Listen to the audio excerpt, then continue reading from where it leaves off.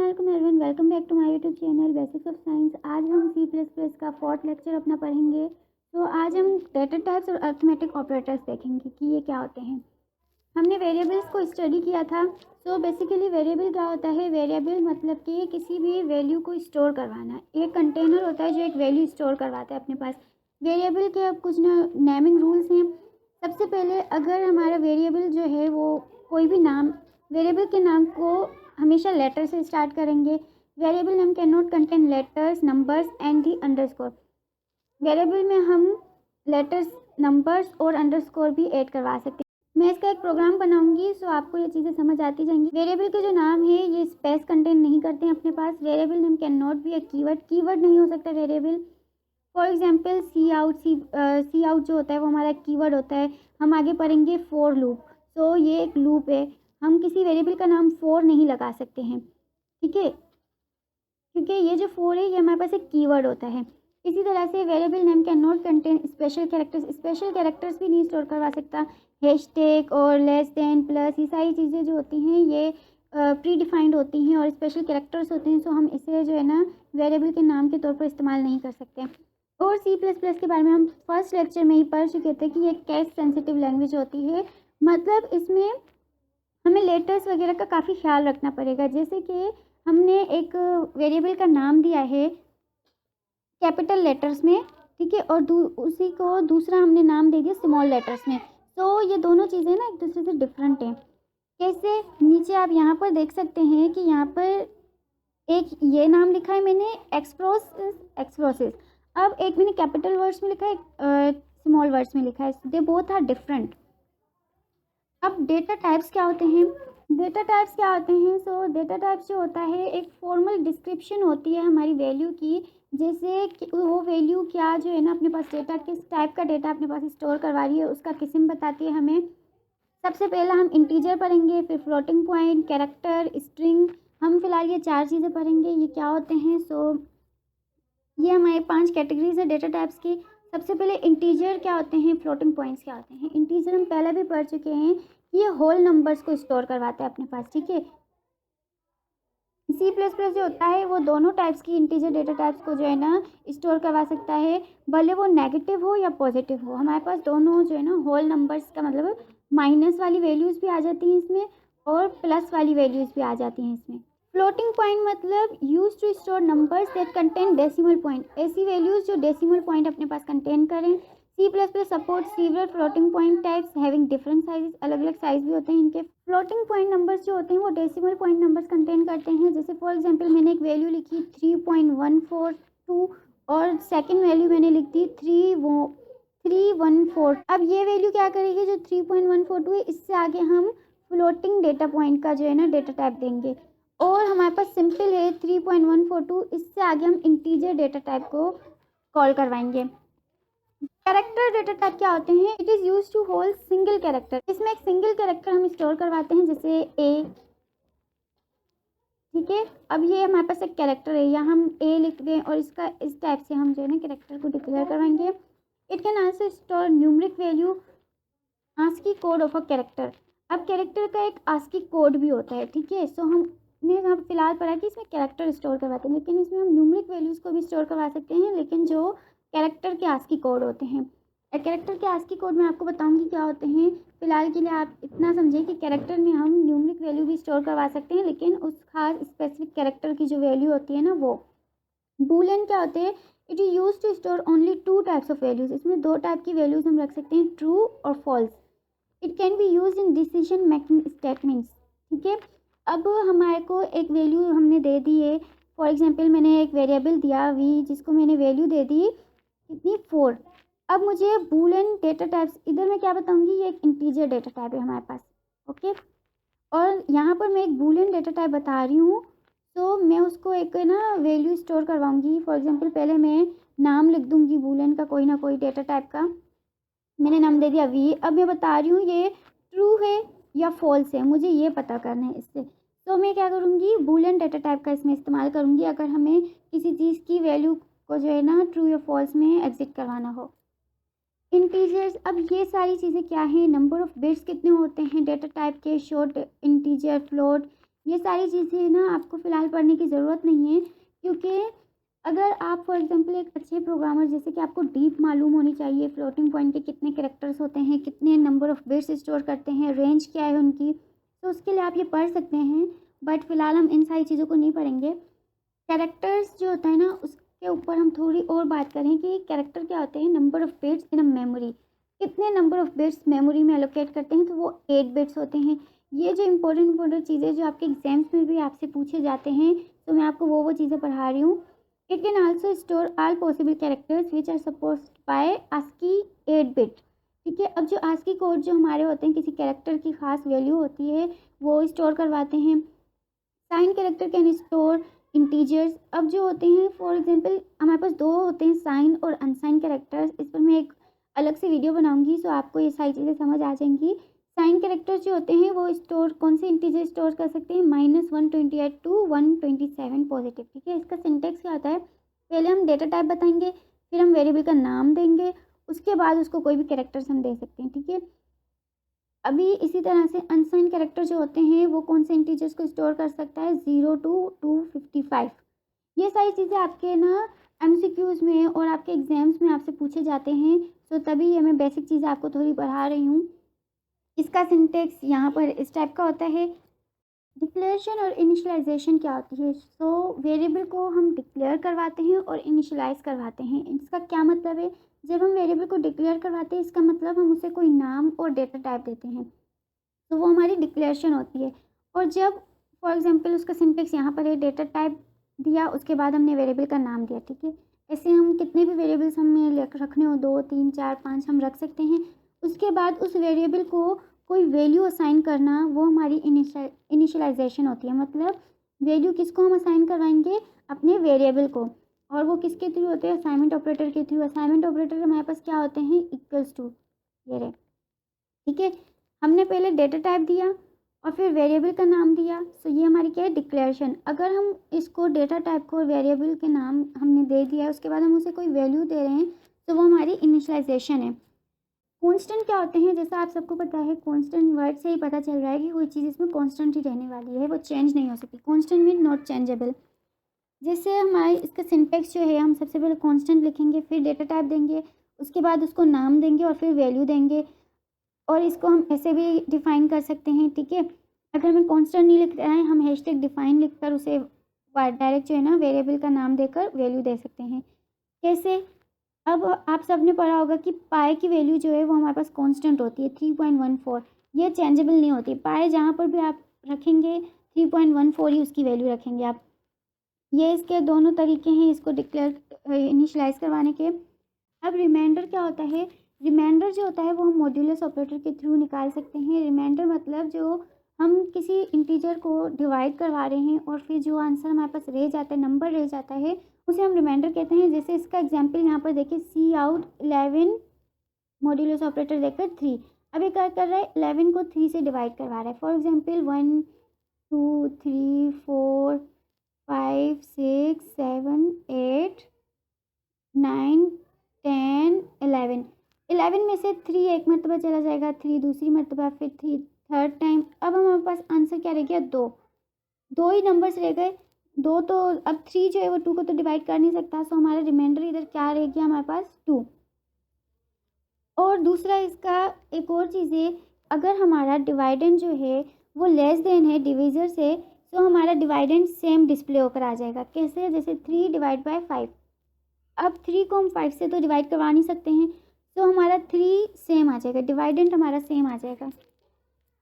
Increment decrement का क्या मतलब होता है, simple, increment means a number add in it. Increment मतलब एडिशन करवाना, डिक्रीमेंट मतलब सब्ट्रैक्ट करवाना। अब हमारे इसके जो है ये कुछ टाइप होते हैं, जैसे हमने वेरिएबल दिया, उसको वैल्यू दे दी, अब हम नीचे उस वेरिएबल में इंक्रीमेंट करवाना चाहते हैं एक नंबर का, तो हम x+1 भी लिख सकते हैं और x++ भी लिख सकते हैं। ये दोनों फॉर्म क्या, एक नंबर का इंक्रीमेंट करवाएंगे। और अगर हमें उसमें से कोई चीज़ डिक्रीमेंट करवानी है, सो x-1 x-, भी कर सकते हैं। ये दोनों चीज़ हमारे क्या, एक वैल्यू को एक नंबर डिक्रीज़ करके देगा। ठीक है, डिक्रीमेंट करके देगा। अगर इसमें सिर्फ एक ही नंबर को जो है ना हम प्लस या माइनस नहीं करवा सकते हैं, अगर हमें 2 नंबर्स का इंक्रीमेंट चाहिए तो हम ऐसे 2 लिखेंगे। अगर हमें 2 नंबर्स का डिक्रीमेंट चाहिए तो ऐसे लिखेंगे 3, 4, 5 जितने नंबर्स आपको चाहिए आप वो यहाँ पर डिक्लेयर इधर है ना डिक्लेयर करवा सकते हैं इसे। इंक्रीमेंट डिक्रीमेंट ऑपरेटर्स दो फॉर्म्स में होते हैं, एक प्रीफिक्स और एक पोस्टफिक्स। प्रीफिक्स मतलब हमारे वेरिएबल से पहले हम इंक्रीमेंट या डिक्रीमेंट देंगे। पोस्टफिक्स मीन्स हमारे वेरिएबल के बाद इंक्रीमेंट या डिक्रीमेंट आता है। इसका एक इम्पोर्टेंट डिफरेंस होता है प्रीफिक्स और पोस्टफिक्स फॉर्म का। आपने कोई एक्सप्रेशन दी है, उसे आप एग्जीक्यूट करवाना चाहते हैं, तो अगर आपने उसका क्या प्रीफिक्स फॉर्म रखा है तो वो आपको क्या करेगा, पहले ऐड करवाएगा नंबर, उसके बाद आपको एक्सप्रेशन देगा। अगर आपने उसका पोस्टफिक्स फॉर्म रखा है तो वो पहले आपकी जो है ना वेरिएबल को चेक करेगा, एग्जीक्यूट करवाएगा, उसके बाद उस एक्सप्रेशन में इंक्रीमेंट या डिक्रीमेंट करके देगा। अर्थमेटिक असाइनमेंट ऑपरेटर्स और स्केप सीक्वेंस जो हमारे होते हैं, ये हम नेक्स्ट वीडियो में इस पर आराम से पढ़ेंगे कि ये क्या होता है, अर्थमेटिक असाइनमेंट ऑपरेटर और स्केप सीक्वेंस क्या होते हैं। तो फिलहाल अभी हम एक प्रोग्राम बना लेते हैं कि हमने ये सारी चीज़ें जो पढ़ी हैं ये हमारा जो है ना प्रोग्राम में भी उसी तरीके से रन हो रही है या नहीं।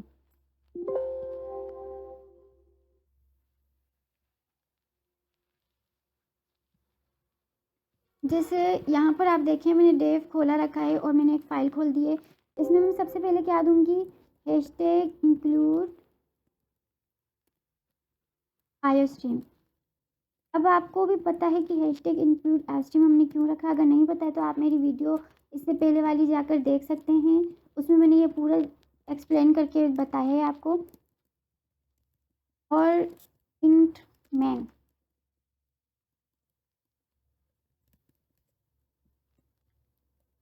यहाँ से हमारा जो है ना मेन जो फंक्शन है वो स्टार्ट होगा। अब देखिए हमने सबसे पहले कुछ वेरिएबल के जो है ना रूल्स पढ़े थे, ठीक है।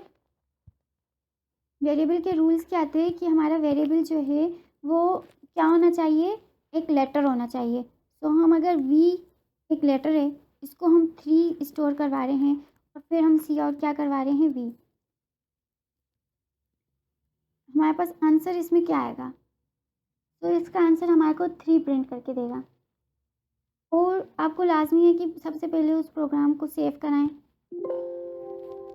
मैं ये प्रोग्राम पहले बना चुकी थी तो फिर से मैं उसी में सेव करा रही हूँ। अभी आप इसे जब एग्जीक्यूट करवाएंगे आपके पास क्या प्रिंट होकर आ गया, यहाँ पर 3, ठीक है। अगर मैं सी आउट नहीं लिखती, मैं डायरेक्ट इस तरह से क्या प्रिंट करवा सकती हूँ वैल्यू, नहीं, हमारे पास वैल्यू आएगा ही नहीं। कुछ भी इधर इसने शो नहीं किया। क्यों नहीं किया, क्योंकि हमने उसको बताया ही नहीं है कि हमें ये वैल्यू सी आउट करके दो। हमने दूसरी चीज़ इधर ये भी पढ़ी, फिर हमने क्या पढ़ा यहाँ पर कि हमारा जो वेरिएबल है वो कोई कैरेक्टर हो सकता है। जैसे सिर्फ कैरेक्टर ही नहीं, वो पूरा हमारी कोई नाम भी हो सकता है। मैंने वेयर दे दिया और उससे आगे 2 दे दिया। अब मैं इधर कॉल करवाऊँगी वेयर को, तो ये मुझे क्या वैल्यू प्रिंट करके देगा, 2। ये देखें 2 इसने प्रिंट करके दे दिया। अब हमने दूसरी चीज़ पढ़ी, कोई लेटर होना चाहिए, ठीक है। कोई हम नंबर नहीं दे सकते। जैसे मैं फॉर एग्जांपल इधर 2 दे देती हूँ, 2 को मैं वैल्यू दे रही हूँ 5। अब ये मुझे, मैं इधर बता रही हूँ मुझे 2 जो है वो सी आउट करा कर दो। ये मुझे क्या करके देगा, इसने मुझे एरर दे दिया कि 2 जो है हमारे पास कोई ट्रू नाम की चीज़ डिक्लेयर नहीं है। हम ये एरर, उन्होंने एरर शो कर दिया कि हम नहीं बता सकते आपको, ऐसा कुछ भी जो है ना हमारे पास नहीं होता है। अब हमने दूसरी चीज़ क्या पढ़ी यहाँ पर, ये हमारा कोई भी वेरिएबल जो है उसमें हम अंडरस्कोर और जो है ना फिर अगर कोई नंबर रखना चाहें या अंडरस्कोर से पहले ही हम कोई नंबर रखना चाहें तब भी हमारी वैल्यू उसमें स्टोर हो सकती है। जैसे अब मैं इसको 5 वैल्यू दे रही हूँ और अब मैं इसको कॉल करवा रही हूँ वेयर अंडरस्कोर 3। अभी मुझे क्या प्रिंट करके देगा, 5। इसकी वैल्यू प्रिंट करके देगा 7 वाली लाइन की, 5 इसने प्रिंट करके दे दिया। दूसरी चीज़ क्या, हमारा जो वेरिएबल है वो कोई जो है ना की स्पेशल कीवर्ड नहीं हो सकता। जैसे 4, अब मैं 4 की वैल्यू जो है इधर प्रिंट करवा रही हूँ। 4 हमने पहले पढ़ लिया कि 4 क्या है, एक लूप है हमारे पास, तो एक कीवर्ड है इसको हम नहीं जो है ना स्टोर कर सकते। हम वेरिएबल का नाम कोई कीवर्ड नहीं दे सकते। उसी तरह हम कोई स्पेशल कीवर्ड जो कैरेक्टर्स होते हैं वो भी नहीं कर सकते, जैसे hashtag, less than, greater than, plus. ये सारी चीज़ें जो हैं ये हमारे प्रोग्राम में गलत हो जाती हैं। और उसके अलावा हमने ये भी पढ़ा है कि हमारा जो होता है ना C++ एक केस सेंसिटिव है। केस सेंसिटिव कैसे, मैंने ऊपर वेयर की वैल्यू दे दी 2। अब मैं नीचे एक वेयर ही देना चाहती हूँ, लेकिन मैं उसको कैपिटल दे देती हूँ ये, और उसकी वैल्यू मैं 3 इसे कह रही हूँ। उसके बाद मैं इसे कॉल करवा रही हूँ वेयर। अब ये मुझे क्या प्रिंट करके देगा, ये मुझे सिर्फ 2 प्रिंट करके देगा। ये देखें इसने मुझे क्या प्रिंट करके दिया है यहाँ पर, 2। अगर मैं इसको कैपिटल V दे देती हूँ, अब ये मुझे किसकी वैल्यू प्रिंट करके देगा, इस वेरिएबल की। ठीक है, ये दोनों चीज़ें, दोनों वेयर जो है कीवर्ड, दोनों वेयर जो है हमारे पास वेरिएबल के नाम, ये दोनों एक दूसरे से डिफरेंट हैं। ये देखें 3 प्रिंट करके दिया है इसने। और फिर हमने डेटा टाइप्स पढ़े कि डेटा टाइप्स क्या होते हैं हमारे पास। इसको मैं कमेंट आउट कर देती हूँ सबको। कमेंट्स भी हम पढ़ के आ चुके हैं।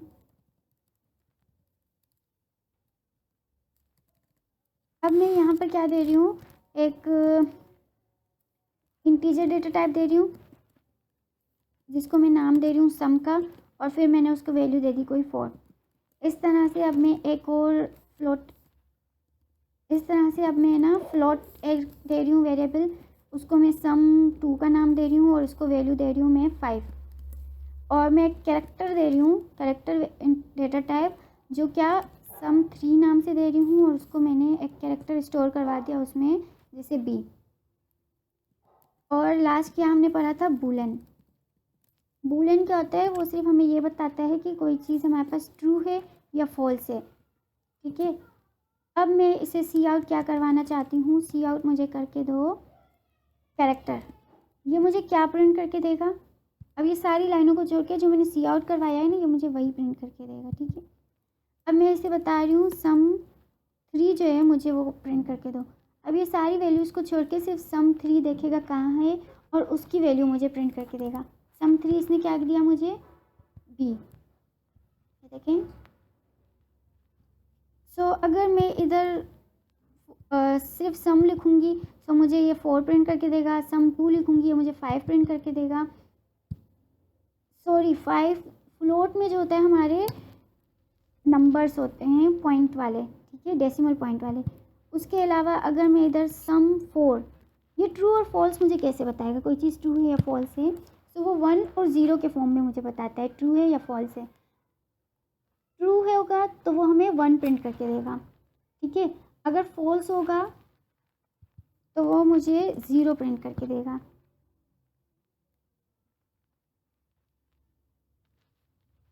ये देखें, फॉल्स था तो उसने मुझे 0 प्रिंट करके दिया, जब ट्रू था तो वह मुझे 1 प्रिंट करके देगा। ये सारी कुछ बेसिक चीज़ें हैं जो हमने आज पढ़ी। उसके अलावा इंक्रीमेंट और डिक्रीमेंट जो हमने पढ़े थे वो भी हम देख लेते हैं प्रोग्राम में कैसे रन होते हैं।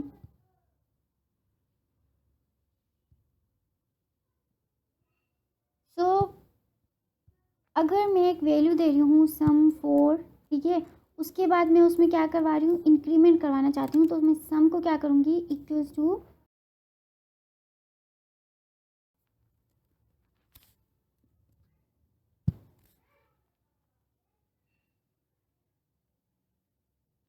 देखिए मैंने इंक्रीमेंट करवाया, और इंक्रीमेंट करवाने के बाद उसने मुझे क्या नंबर दिया है, 5।